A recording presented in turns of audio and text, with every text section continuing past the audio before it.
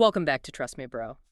The past few days were not routine product updates. They were a clear signal that the AI race is shifting from a battle of benchmarks to a battle of values. Anthropic just did the unthinkable. They stood their ground against the Pentagon, got blacklisted by the White House, and somehow became the #1 app in the US as a result. But before we dig in, did you know 40% of you listening are not following us? Come on, guys, hit that follow button and collect our episodes on pods.media. Thanks, everyone. It really has been a wild few days. It has. And today we're doing a deep dive into a massive stack of notes, technical reports, and market analyses that basically map out this entire seismic shift. Because for the last few years, the AI narrative has just been this relentless battle over benchmarks. Right, like who has the most parameters, who processes tokens the fastest. Exactly. Who's topping the leaderboards? But the material we're analyzing today reveals that the paradigm has completely shifted. We are now looking at a battle of values.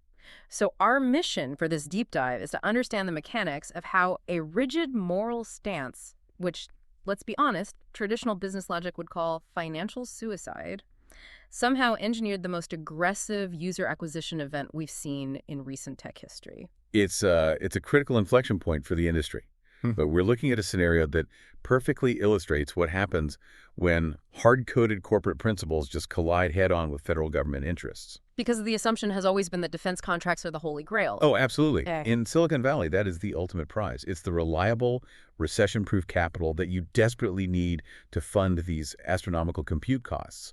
So walking away from that revenue, it completely changes the calculus of how an AI company survives. Yeah. But what the data in our sources shows is that this collision is fundamentally altering user behavior.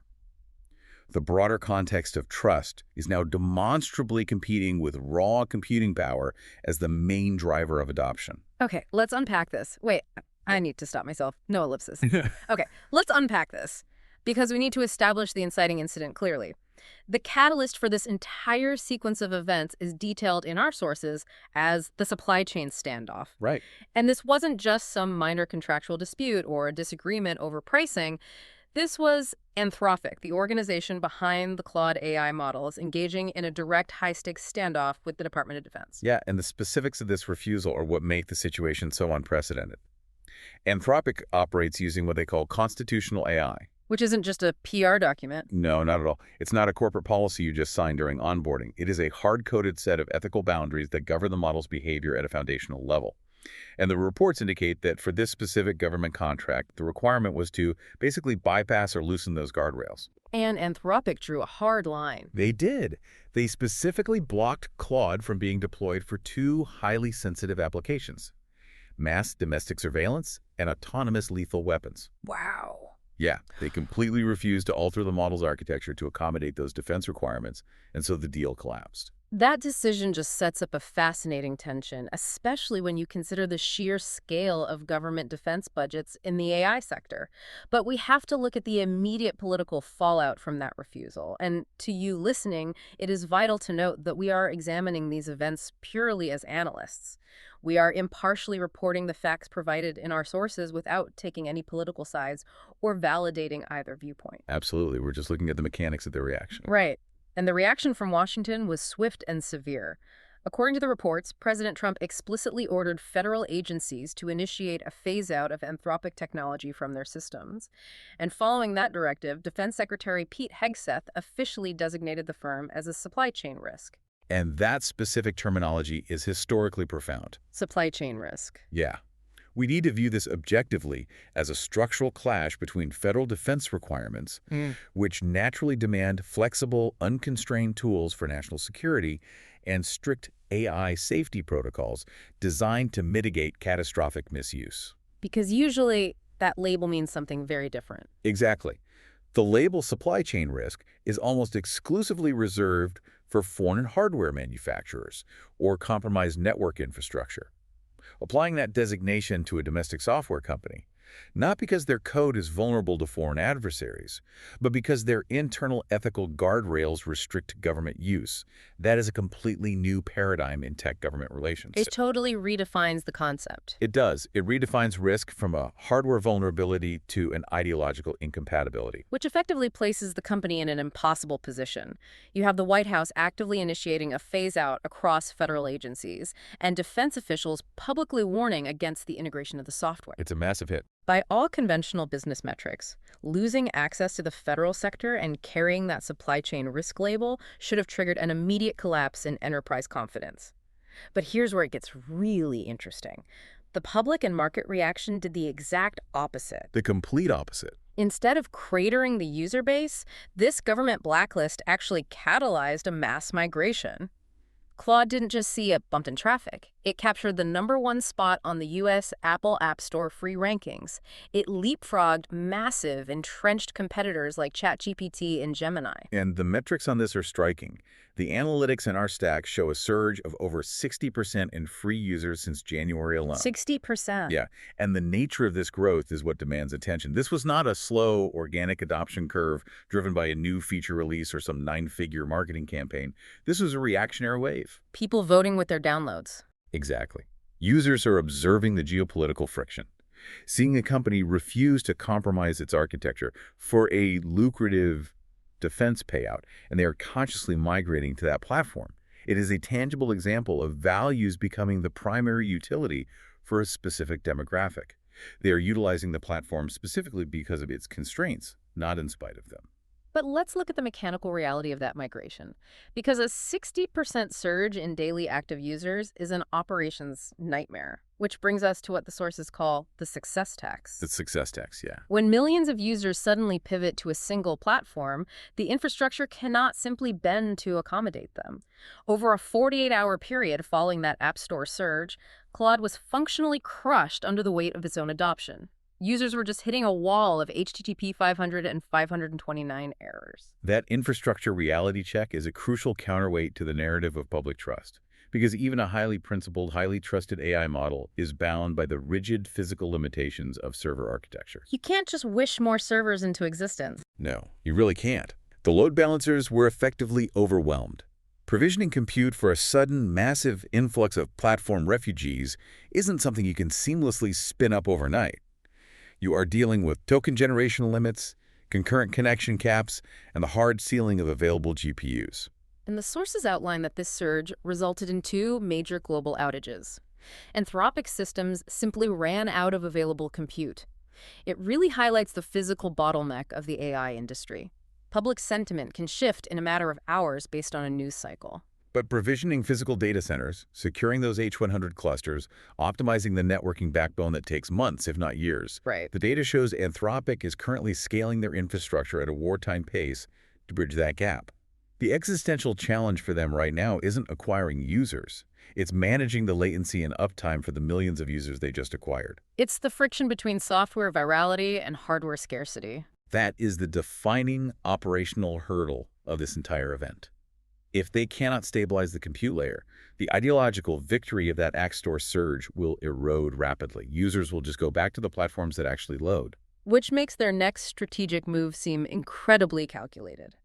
Because while they are fighting these physical server fires on the consumer app side, our notes detail a massive push into their broader developer ecosystem. They aren't just trying to hold on to consumer attention, they are building a highly technical foundation underneath it. Yeah. This is a brilliant pivot. Let's examine the rollout of Anthropic Academy. They are essentially bypassing traditional tech education to establish a decentralized classroom. And what's fascinating here is the curriculum they're choosing to prioritize. They aren't offering surface-level tutorials on prompt engineering or basic API integration. Nothing basic. Anthropic Academy is offering free, certified, highly technical courses focused specifically on Model Context Protocol, or MCP, and agent skills. This is a deliberate architectural play. The technical mechanics of that play are vital to understand. By pushing MCP, they are pushing an open standard for how AI securely interacts with local files, proprietary databases, and custom tools. Exactly. And then agent skills take that a step further, enabling the AI to execute complex, multi-step actions across different software environments. They are teaching developers how to build the actual plumbing of enterprise AI, and they are doing it entirely for free. By heavily subsidizing the education of these specific protocols, they are executing a structural maneuver. They are natively training a massive cohort of developers on their specific stack, Creating a moat. a massive moat. Because when a developer builds out complex agentic workflows using Anthropic's context protocols, the switching costs become astronomical. If that developer later decides they want to migrate their enterprise tools to OpenAI or Google, they can't simply swap out an API key. Right, they'd have to tear out the underlying architectural plumbing and rebuild it from scratch. Exactly. It creates a powerful structural lock-in. They are leveraging this momentary wave of public attention to permanently entrench their protocols into the next generation of enterprise software. It is an incredibly aggressive retention strategy. They capture the public's trust through the geopolitical standoff, and then they immediately offer the developers within that crowd the free tools to build businesses on top of their infrastructure. It's a one-two punch. It really is. And that transitions perfectly into the demographic data we have regarding their global reach, specifically what the reports call the India signal, because the geographical distribution of this growth complicates the narrative significantly. India has officially become Claude's #2 market globally. Passing the threshold of 100 million weekly users. 100 million. That specific data point shifts this from a theoretical adoption model into a massive demographic reality. 100 million weekly users provides a volume of interaction that fundamentally accelerates the model's capabilities. Just through sheer volume of use. Yeah. But the most revealing insight from the reports is the contrast in how the application is being utilized across different hemispheres. The dichotomy is stark. In the West, as we've analyzed, the adoption narrative is heavily intertwined with the politics of AI. The Department of Defense standoff, the government phase-outs, the ideological debate over surveillance and autonomous weapons. That's highly political. Very. The Western adoption curve is currently supercharged by a highly charged philosophical environment, but the data from the subcontinent tells a completely different story. It really does. The sources indicate that in India, nearly 50% of all activity on the platform is directly linked to professional utility and complex coding tasks. 50%. Yeah, the demographic there is not primarily engaged in the geopolitical drama of Washington, D.C. They are utilizing the architecture for pure economic acceleration. They're building software, automating enterprise workflows, and scaling businesses. So it's a dual-engine approach to growth. You have the ideological, trust-driven surge in the West, capturing the cultural zeitgeist. And simultaneously, you have this massive, utility-driven professional class in India, providing the raw volume of interactions required to refine the model's logic and coding capabilities. Which is brilliant, managing to capture both the highly principled Western enterprise market and the hyper-pragmatic Eastern developer market gives them an immense structural advantage. It's a feedback loop. Exactly. The pure utility and coding volume from the Indian market generates the reinforcement learning from human feedback, the RLHF that is needed to make the model smarter and more capable. And then that increased capability validates the choice of the Western users and enterprises who migrated to the platform primarily for its ethical guardrails. The combination of high-volume technical utility and high-profile institutional trust is incredibly difficult for competitors to replicate. You can't just buy that. So what does this all mean? We have tracked a highly complex sequence of events today. From Anthropic drawing a hard line with the Department of Defense, to the White House phase-out, the subsequent explosion to the top of the App Store, the infrastructure failure from the success tax, the strategic deployment of the Anthropic Academy moat, and the massive utility signal from India. It's a lot of moving parts. It is. How do we synthesize these seemingly disparate data points into a cohesive understanding of where the AI industry is actually heading? If we connect this to the bigger picture, we're observing three distinct macro forces colliding simultaneously. First, we have the emergence of values as a feature. We have empirical proof now that in a saturated AI market, a demonstrable commitment to ethical guardrails can drive user acquisition more violently than a slight edge in computing power or benchmark scores. People want a system they can trust. Exactly. Second, we're seeing the power of the decentralized classroom, where controlling the educational protocols like MCP creates deep architectural lock-in, insulating the company from future shifts in model performance. And the third force. The infrastructure outages. They serve as a stark reminder of the hardware bottleneck. It's the reality that exponential software adoption will always eventually collide with the linear realities of silicon supply chains and physical data center provisioning. Synthesizing those forces leads to the core thesis of our notes today. Principles are the product. Right. For the past decade, the underlying assumption across the tech sector has been that the smartest, fastest, and most unconstrained model will inevitably win the market. The belief was that raw intelligence benchmarks dictate dominance. But this entire sequence of events proves that in an ecosystem that is becoming increasingly paranoid about data privacy, corporate surveillance, and the integration of the military AI complex, standing your ground actually operates as the ultimate competitive differentiator. Because in an environment where the underlying models are increasingly viewed as opaque black boxes, providing absolute clarity on what the model will not do becomes a highly monetizable asset. Knowing the boundaries. Exactly. Refusing the defense contract and accepting the supply chain risk label signaled to privacy-conscious enterprises and individual users that their proprietary data and interactions would not be compromised or funneled into broader surveillance apparatuses. It was a calculated demonstration of integrity. And it provided a level of predictability and safety that no ELO score or parameter count could ever offer. Trust is the one metric that a competitor cannot simply purchase more GPU clusters to achieve. It shifts the entire competitive landscape. To wrap up our analysis today, let's briefly recap the trajectory we've mapped out for you.